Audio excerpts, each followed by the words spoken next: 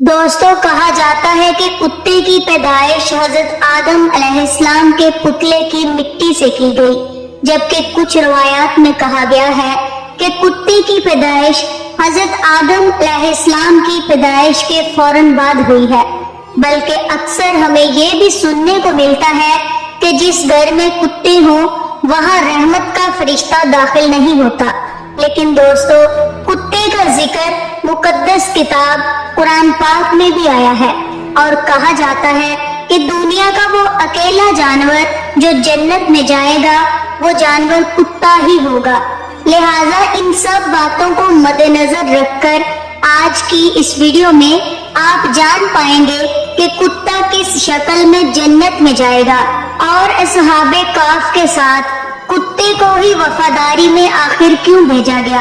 حضرت آدم علیہ السلام کی پیدائش کے فوراً بعد کتے کو پیدا کرنے کی وجہ کیا بنی تھی؟ آج کی اس ویڈیو میں کتے کی پیدائش پر یہ سب عجیب و غریب سوال اور دلچسپ جانکاری آپ سب کو بتانے جا رہے ہیں، اور اسی ویڈیو میں آپ کو یہ بھی بتائیں گے کہ کتے اور شیطان میں ایسا کیا رشتہ ہے کہ جس کی وجہ سے مذہب اسلام میں کتے کو گھر میں پالنے سے منع کیا گیا، اور آخر کتا ہی انسان پر کیوں بھونکتا ہے۔ دوستو، سب سے پہلے تو یہ جان لیجئے کہ جس گھر میں کتا ہوتا ہے اس گھر میں رحمت کا فرشتہ کیوں داخل نہیں ہوتا۔ اس بارے میں حدیث شریف میں ایک واقعہ آتا ہے۔ حضرت میمونہ رضی اللہ تعالی عنہا فرماتی ہیں کہ ایک مرتبہ حضور اکرم صلی اللہ علیہ وآلہ وسلم بیدار ہوئے تو آپ صلی اللہ علیہ وآلہ وسلم بہت غمگین اور پریشان تھے۔ میں نے پوچھا کہ حضور کیا بات ہے، آج آپ کی کیفیت بدلی ہے۔ آپ صلی اللہ علیہ وآلہ وسلم نے ارشاد فرمایا کہ جبرائیل علیہ السلام نے رات آنے کا وعدہ کیا تھا، مگر وہ طے کیے گئے وقت پر نہیں آئے۔ حضور صلی اللہ علیہ وآلہ وسلم کو اس سے پریشانی ہوئی کہ جبرائیل امین تو وعدہ خلافی نہیں کر سکتے، تو ان کے نہ آنے کی کیا وجہ ہو سکتی ہے۔ پورا دن اسی طرح گزر گیا۔ پھر آپ صلی اللہ علیہ وآلہ وسلم کو یاد آیا کہ آپ کی چارپائی کے نیچے کتے کا ایک بچہ بیٹھا تھا۔ آپ نے اس کو اٹھوایا اور اس جگہ کو صاف کر کے وہاں چھڑکا کیا۔ اس کے بعد حضرت جبرائیل علیہ السلام تشریف لائے تو آپ صلی اللہ علیہ وآلہ وسلم نے طے کیے گئے وقت پر نہ آنے کی شکایت کی، تو حضرت جبرائیل علیہ السلام نے عرض کیا، یا رسول اللہ صلی اللہ علیہ وآلہ وسلم، آپ کی چارپائی کے نیچے کتا بیٹھا تھا اور ہم اس گھر میں داخل نہیں ہوتے جس میں کتا یا تصویر ہو۔ بلکہ ایک اور حدیث میں یوں ملتا ہے کہ حضور اکرم صلی اللہ علیہ وآلہ وسلم نے ارشاد فرمایا، جو شخص شکار یا ریوڑ کی حفاظت یا کھیتی کی حفاظت کے علاوہ کتا پالتا ہو تو اس کے اجر سے 1 قرات کم کر دیا جاتا ہے۔ تو دوستو، ثابت ہوا کہ گھر میں فرشتے کے داخل نہ ہونے اور برتن ناپاک کرنے اور دوسری بہت سی وجوہات پر کتا گھر میں رکھنے سے منع کیا گیا ہے۔ جب گھر میں کتا پالا گیا ہو تو وہ گھر والوں کی بے خبری میں کھانے پینے کے برتن وغیرہ میں منہ ڈالتا رہتا ہے، اور ظاہر ہے گھر والے چونکہ بے خبر ہوتے ہیں اسی لیے وہ ان برتنوں کو دھوئے بغیر ان میں کھاتے پیتے ہیں۔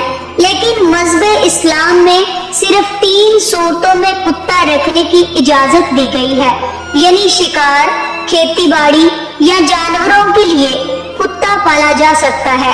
دوستو، کتے کی پیدائش کے بارے میں یہ بھی جان لیجئے کہ مذہب کی پرانی کتابوں میں لکھا ہے کہ ابلیس یعنی شیطان جن تھا، اور اللہ تعالیٰ نے اس کی عبادت کی باعث اسے فرشتوں میں شامل کر لیا تھا اور اس سے ان کا سردار بنا دیا تھا۔ اس کے بعد اس کی ریاضت کا سلسلہ جاری رہا۔ اس کائنات کا کوئی ایسا چپا یا کوئی ایسا ٹکڑا نہ تھا جس پر ابلیس نے سجدہ نہ کیا ہو۔ یہ ان سجدوں میں ان ریاضتوں اور ان عبادتوں کا نتیجہ تھا کہ اللہ تعالیٰ نے ابلیس کو فرشتوں کا سردار بنایا تھا، لیکن پھر شیطان غرور کا شکار ہو گیا۔ اس نے مٹی کے پتلے یعنی حضرت آدم علیہ السلام کو سجدہ کرنے سے انکار کر دیا۔ جب اللہ تعالیٰ نے حضرت آدم علیہ السلام کو مٹی سے بنایا تو سب کو کہا کہ ان کو سجدہ کیا جائے، لیکن ابلیس کے اندر ایک غرور تھا۔ اس نے کہا کہ میں آگ سے بنا ہوں، یہ مٹی سے بنا ہے، میں اسے کیوں سجدہ کروں؟ اس نے سجدہ کرنے سے صاف صاف انکار کر دیا، اور یہاں سے اچھائی اور برائی کی طاقتوں کے بیچ جنگ شروع ہوگی۔ مورخین نے لکھا ہے کہ جب شیطان کو حضرت آدم علیہ السلام کو سجدہ کرنے کا حکم دیا تو اس نے حضرت آدم علیہ السلام پر حقارت سے تھوک دیا تھا۔ شیطان کا تھوک حضرت آدم علیہ السلام کے پیٹ پر گرا تھا، اور اس کے بعد اللہ تعالیٰ نے حضرت جبرائیل علیہ السلام کو تھوک والی جگہ سے مٹی نکالنے کا حکم دے دیا تھا۔ حضرت جبرائیل علیہ السلام نے یہ مٹی نکالی تو حضرت آدم علیہ السلام کے پیٹ پر ایک چھوٹا سا سوراخ بن گیا۔ یہ سوراخ ناف کی شکل میں آج بھی ہمارے پیٹ پر موجود ہے۔ اللہ تعالیٰ نے اس رات کی مٹی سے جس پر شیطان نے تھوکا تھا اس سے کتے کو بنایا تھا۔ دوستو، کتے کی پیدائش کے بارے میں دوسری روایات یہ بھی ملتی ہے کہ جب حضرت آدم علیہ السلام اور حضرت اماں حوا سلام اللہ علیہا کو اللہ تبارک تعالیٰ نے زمین پر بھیجا تو شیطان نے زمینی درندوں کو ورگلایا کہ ان دونوں کو کھا جائیں، تو تب اللہ تبارک تعالیٰ نے کتے کو پیدا کیا جس نے حضرت آدم علیہ السلام اور اماں حوا سلام اللہ علیہا کی ان درندوں سے حفاظت فرمائی۔ یعنی کتے کی پیدائش حضرت آدم علیہ السلام کو زمین پر بھیجنے کے فوراً بعد اللہ تبارک تعالیٰ نے فرمائی۔ دوستو، کتے کی 3 خصلتیں ہوتی ہیں۔ یہ انسان سے محبت کرتا ہے۔ کتا انسان سے محبت کیوں کرتا ہے وہ بھی اس ویڈیو میں ہم آپ کو بتاتے ہیں، کیونکہ انسان بھی مٹی سے بنا ہوا ایک پتلا ہے اور کتا بھی مٹی سے بنا ہوا ہے، اسی لیے کتا انسان سے محبت کرتا ہے۔ کتے کے بارے میں اگر آپ کو یہ بتایا جائے کہ یہ رات کو کیوں جاگتا ہے، اس کی وجہ یہ ہے کہ مٹی کو حضرت جبرائیل علیہ السلام کے ہاتھ لگے تھے، اور کتا انسان پر بھونکتا کیوں ہے؟ اس کی وجہ یہ ہے کہ اس کی مٹی میں شیطان کا تھوک ملا ہوا ہے، اور کتا دنیا کا وہ اکیلا جانور ہے جو شیطان کو دیکھ سکتا ہے۔ شاید یہی وجہ ہے کہ رات کے اندھیرے میں جب شیطانوں کے قافلے آسمانوں سے اترتے ہیں تو کتے اوپر آسمان کی طرف دیکھ کر ایک خوفناک آواز نکالتے ہیں۔ دوستو، غیر مسلم قوم خاص کر یورپ میں اب تو کتے کو گھر کا ایک افراد سمجھا جاتا ہے۔ جن عورتوں نے یہاں کتے پالے ہوتے ہیں تو وہ کہتی ہیں کہ اگر تمہیں مجھ سے محبت ہے تو میرے کتے سے بھی محبت کرنی ہوگی، یہاں تک کہ کتوں سے محبت اب حرام کاریوں میں بدل چکی ہے۔ یہ بات یاد رکھیے کہ کتا کتنا بھی وفادار کیوں نہ ہو، اگر آپ نے کھیتی کی حفاظت، شکار یا اپنے جانور ریوڑ کی حفاظت کے لیے نہیں پالا تو پھر روزانہ آپ کے اجر سے 1 قرات کم کیا جائے گا۔ اور یہ بھی یاد رکھیں کہ حضور اکرم صلی اللہ علیہ وآلہ وسلم نے 1 قرات کو احد پہاڑ سے تشبیہ دی ہے۔ اب آپ خود اندازہ کر لیجئے کہ جس طرح اجر آپ روزانہ گوا رہے ہیں، اللہ تبارک تعالیٰ نے سورہ اعراف میں بلم بن باورہ جو کہ ایک نیک اور عابد شخص تھا، پھر اس نے نفس کی لذت اور دنیا پرستی کے کام شروع کیے تو پھر اللہ تعالیٰ نے اس کو کتے سے تشبیہ دی ہے، اور وہ بروز قیامت کتے کی شکل میں دوزخ میں داخل ہوگا۔ اور جو اصحاب کاف کا کتا تھا بلم بن باورہ کی شکل میں جنت میں جائے گا۔ اور حضور اکرم صلی اللہ علیہ وآلہ وسلم نے غالب کتے کتے کو شیطان کہا ہے، بلکہ ماہرین ڈاکٹروں کے مطابق ناپاک جانوروں کو پالنا بیماریوں کی وجہ بنتا ہے۔ خطرناک کیٹانو اور بیماریاں جانوروں سے انسانوں میں چلی جاتی ہیں۔